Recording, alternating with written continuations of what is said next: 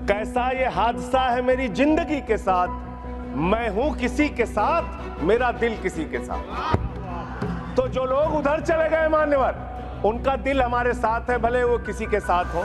आप दलितों से, पिछड़ों से, आदिवासियों से, अल्पसंख्यकों से, मुसलमानों से नफरत करने का काम करते हैं, ये आपकी सच्चाई है। आपने रेहड़ी पटरी वालों को कहा अपने नाम के आगे नेम प्लेट लगाओ, लगवाइए नेम प्लेट अडानी के कि 2.5 लाख करोड़ रुपए का कर्जा आपने एक आदमी को दे रखा है।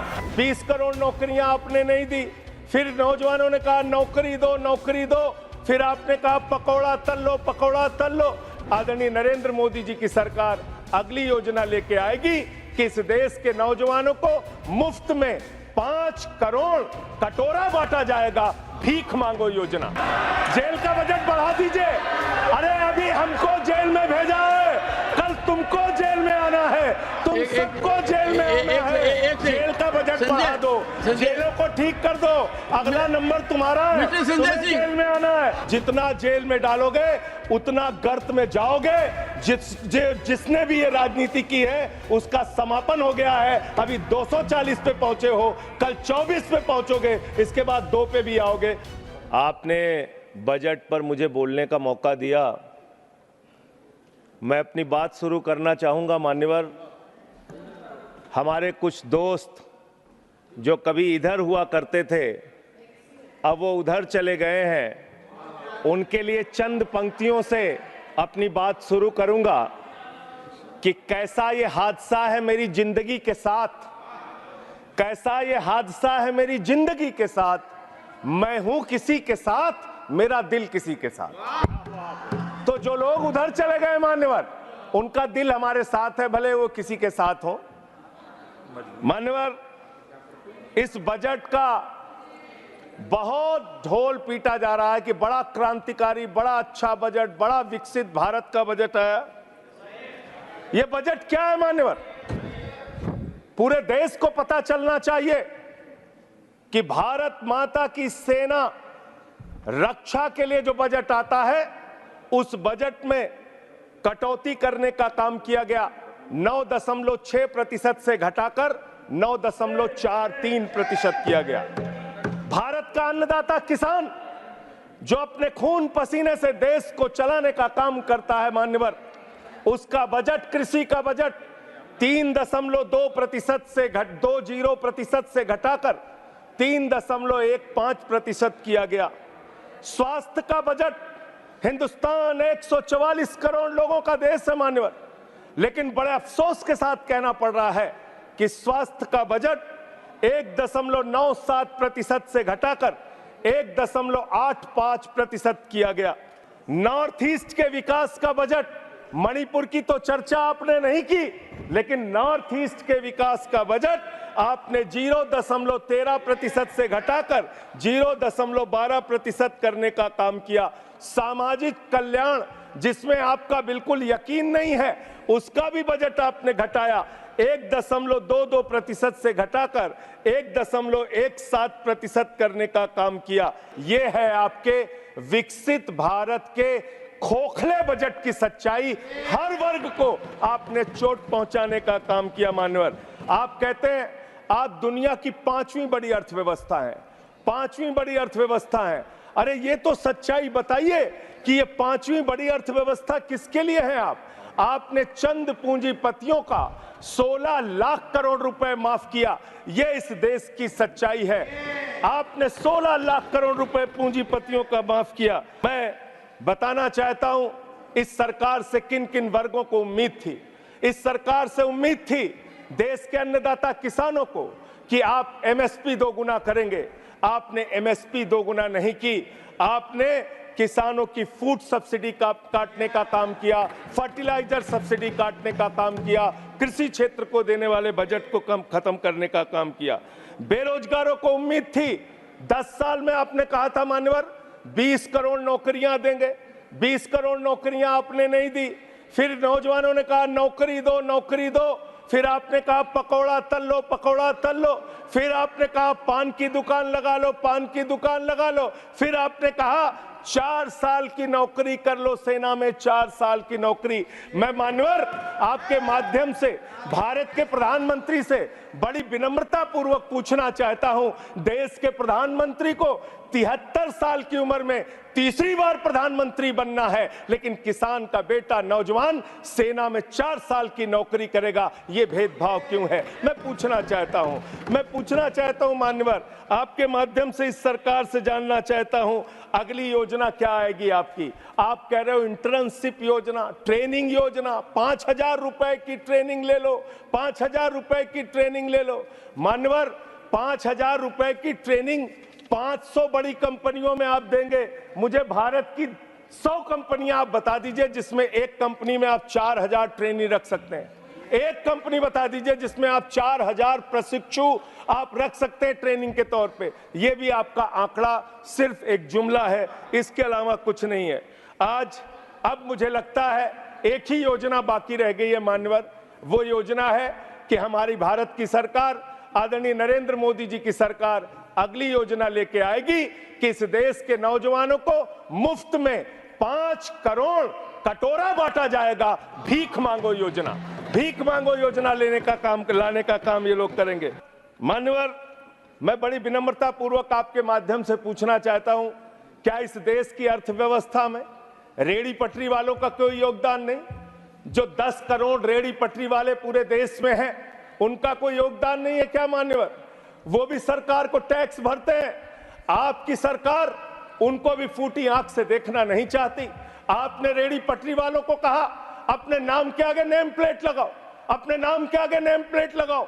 हिंदुओं की, मुसलमान, दलितों के पीछे आदिवासी हो, क्या हो ये बताओ। मैं पूछना चाहता हूं आपके माध्यम से सरकार के कहना चाहता हूं मान्यवर, अगर नेम प्लेट लगवाना है तो लगवाइए गले में नेम प्लेट। नीरव मोदी के गले में नेम प्लेट लगवाइए कि 20,000 करोड़ रुपए हिंदुस्तान का वो बाकी है, लगवाइए नेम प्लेट। 10,000 करोड़ रुपए विजय माल्या हिंदुस्तान का बाकी है, लगवाइए नेम प्लेट गले में ललित मोदी के कि 3,000 करोड़ रुपए हिंदुस्तान का लूट के भाग गया, लगवाइए नेम प्लेट मान्यवर। मैं कहना चाहता हूं नितिन संदेशरा के कि वो 6,000 करोड़ रुपए हिंदुस्तान का लूट के भाग गया, लगवाइए नेम प्लेट। अडानी के कि 2.5 लाख करोड़ रुपए का कर्जा आपने एक आदमी को दे रखा है, लगवाइए नेम प्लेट उन पूंजीपतियों को जिन्होंने हिंदुस्तान की बैंकों को खाली करने का काम किया।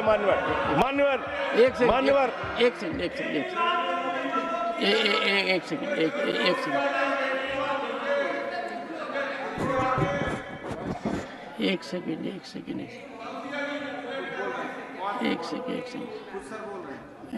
Honorable member, and you are a senior person. Sanjay ji, you are a senior person.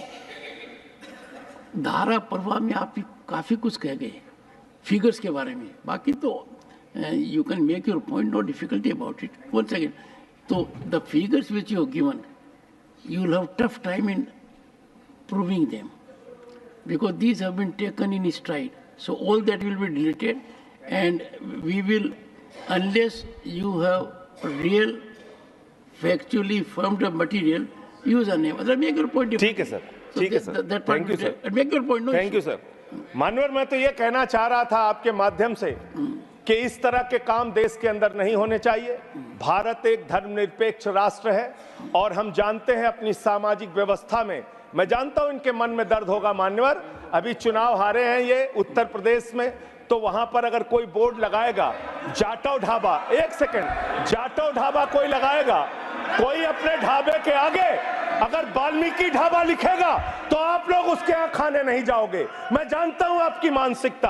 आप वो लोग हैं जिन्होंने भारत के तत्कालीन राष्ट्रपति श्री रामनाथ कोविंद जी को प्रभु श्री राम के मंदिर के शिलान्यास में नहीं बुलाया। आप वो लोग हैं जिन्होंने मौजूदा राष्ट्रपति श्रीमती द्रौपदी मुर्मू जी को राम मंदिर के उद्घाटन में नहीं बुलाया। आप दलितों से, पिछड़ों से, आदिवासियों से, अल्पसंख्यकों से, मुसलमानों से नफरत करने का काम करते हैं, ये आपकी सच्चाई है। इसलिए नेम प्लेट मत लगवाइए। नेम प्लेट लगवाना है तो जिन्होंने देश की बैंकों को लूटा है उनका नेम प्लेट लगवाइए। और मान्यवर मैं आपसे, आपके माध्यम से इस सरकार से कहना चाहता हूं, इनका बजट पढ़ रहा था मान्यवर, जेलों को भी इन्होंने कम बजट दिया। अरे जेल का बजट तो बढ़ा दीजिए, 300 करोड़ रुपए जेल का बजट बढ़ा दीजिए। अरे अभी हमको जेल में भेजा है, कल तुमको जेल में आना है, तुम सबको जेल में आना है। जेल का बजट बढ़ा दो, जेलों को ठीक कर दो, अगला नंबर तुम्हारा है, तुम्हें जेल में आना है, इसलिए कम से कम जेलों को तो ठीक कर दो, अगला नंबर तुम्हारा। मैं जेल के बजट पे बोल रहा हूँ मानवर, मैं जेल के बजट पे बोल रहा हूँ। 300 करोड़ दिया, इनको जेल में आना है। वन सेकेंड सदन के नेताजी से मैं अनुरोध करूंगा कि ये बहुत मार्मिक अपील है जेल का बजट बढ़ाने के लिए, और इस पर आप गौर फरमाइए। धन्यवाद सर, धन्यवाद सर। ठीक है ना, धन्यवाद सर। एक पृष्ठभूमि भी है मान्यवर इसका ध्यान रखा जाएगा। अध्यक्ष महोदय, इन्होंने न्यायपालिकाओं के लिए जो बजट रखा वो नाकाफी है। 5 करोड़ केसेस पेंडिंग है इस देश के अंदर, और 6 लाख लोगों को पूरे देश में जेलों में रखा गया है, जिसमें करीब 76% अंडर ट्रायल हैं। इसका मतलब आपका मकसद न्याय दिलाना नहीं है, आपका मकसद किसी मामले की सच्चाई तक पहुंचना नहीं है, आपका मकसद है पकड़ पकड़ के एक एक व्यक्ति को जेल में डालना। आपने दिल्ली के मुख्यमंत्री को, जिनकी शुगर 36 बार 50 से नीचे जा चुकी है, आपने दिल्ली के मुख्यमंत्री को पकड़ के जेल में डाल दिया। नहीं मानवर, अब इनको बार बार मौका मत दीजिए, मुझे अपनी बात पूरी करने दीजिए। I am not yielding sir, I am not. आपने 2 बार कहा, हैबिट बना लिया इन्होंने सर। दिल्ली के मुख्यमंत्री को सर इन्होंने पकड़ के जेल में डाल के रखा, दिल्ली के शिक्षा मंत्री को इन्होंने 2 साल से जेल में रखा, दिल्ली के स्वास्थ्य मंत्री को इन्होंने 2 साल से जेल में रखा। आप एक एक विपक्ष के नेता को पकड़ पकड़ के जेल में डालते हैं। हेमंत सोरेन को मुख्यमंत्री को जेल में आपने रखा, संजय रावत को जेल में रखा, अनिल देशमुख को जेल में रखा, सबको पकड़ पकड़ के आप जेल में रखते हैं। बंगाल के 3 मंत्रियों को आपने पकड़ के जेल में रखा। आपका मकसद ट्रायल कराना नहीं, न्याय दिलाना नहीं, आपका मकसद हम लोगों को पकड़ के जेल में रखना है। जितना जेल में डालोगे, मैं आपसे कहना चाहता हूं, जितना जेल में डालोगे उतना गर्त में जाओगे। जिसने भी ये राजनीति की है उसका समापन हो गया है। अभी 240 पे पहुंचे हो, कल 24 पे पहुंचोगे, इसके बाद 2 पे भी आओगे।